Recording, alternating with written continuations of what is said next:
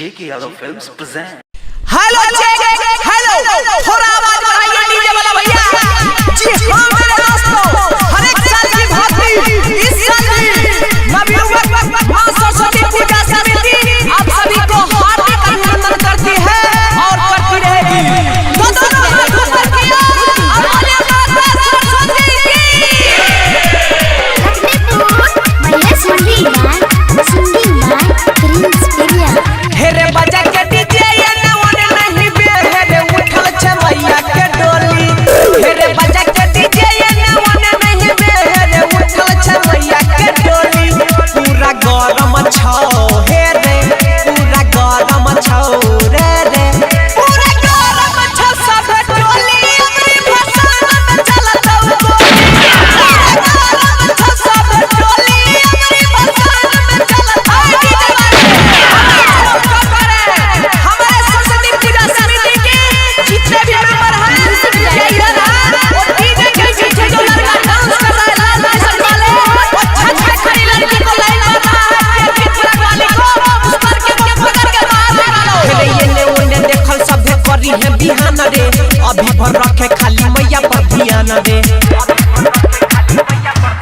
हेले ये ने ओने देखल सभे करी है बिहान रे अभी भर रखे खाली मैया पर ध्यान रे।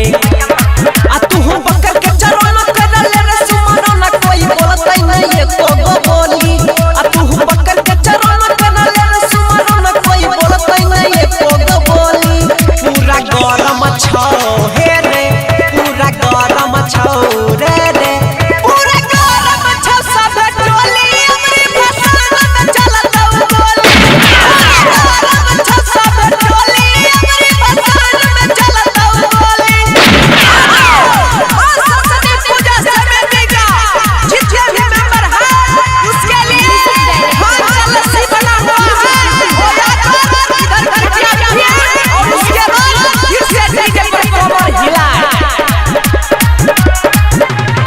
करे छ सभे मोहिया के परनाम रे प्रेम से बोल सरस्वती माई के नाम रे।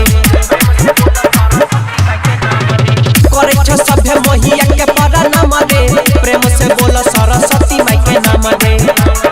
आ कहो राइट धीरज घूम छहरा रोज रे फिर सवा के जोने पूरा गोली। आ कहो राइट धीरज घूम छेरे हरे रोज रे फिर सवा के जोने पूरा गोली।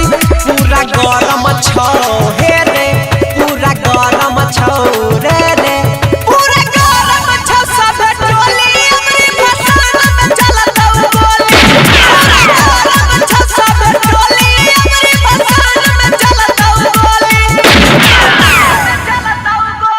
JK Yadav Films